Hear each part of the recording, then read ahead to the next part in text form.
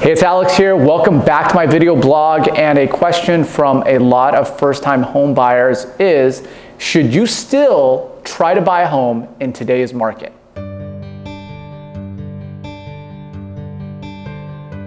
As we may know, we're seeing the stories and the headlines out there. It is an aggressive seller's market in nearly every price point, largely due to the limited inventory. So should you even buy a home in today's market? Well, in Orange County, what we've seen, in the first quarter is that we've seen an appreciation, and as of the recording of this video at June, that there has been an increase on average of 16.2% in the home prices out there. And it's something that we're seeing too. For a number of our buyers, they have actually made up a gap between the appraised value and the sale price of the home. And that's out of pocket, and it's because the home prices are moving quicker than there are closed relevant sales to support. So going back to the question, it depends on whether or not you have the ability to participate in today's market. So when you're a seller and selling a home, and this is good perspective for any prospective buyer, is they look at the offers this way. The cash offer is typically the best offer as long as the price is going to be the same as the other offers.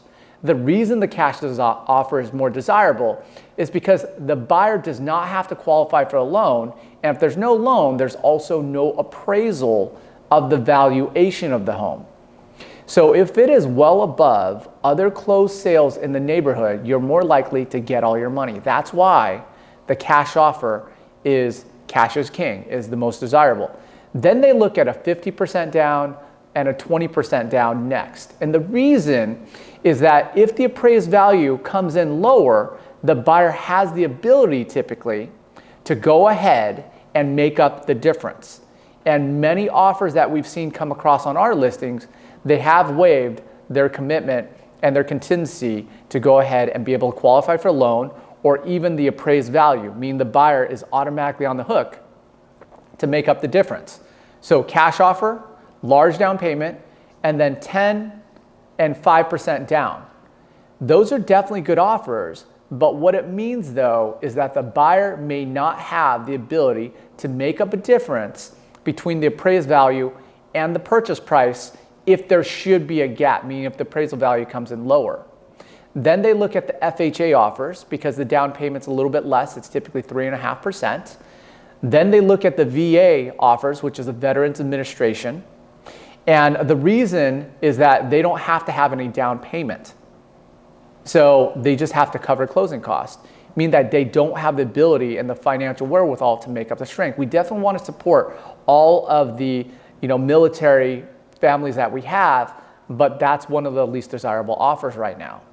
And then actually at the bottom of the stack is actually a contingent offer, meaning the buyer has a home to sell before they can go ahead and buy the home. And that's how a seller looks at it. Because if the buyer of the buyer's home is unable to qualify and does not move forward with the transaction, then they cannot actually buy this home.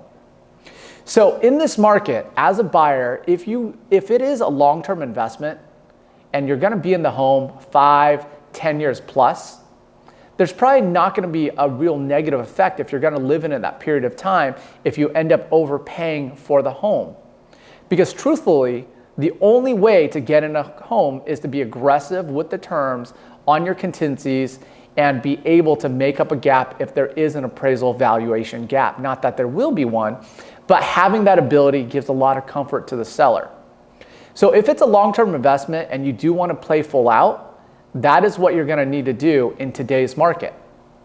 There are some scenarios where that's not always the case, but by and large, that's what you're looking on.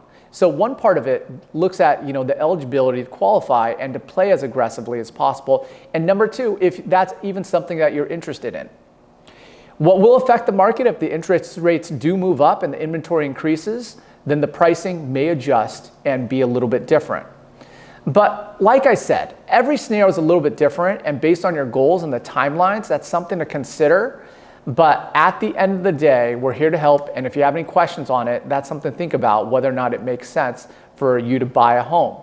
So if you have any questions, let us know. We're here to help, and we'll see you next time.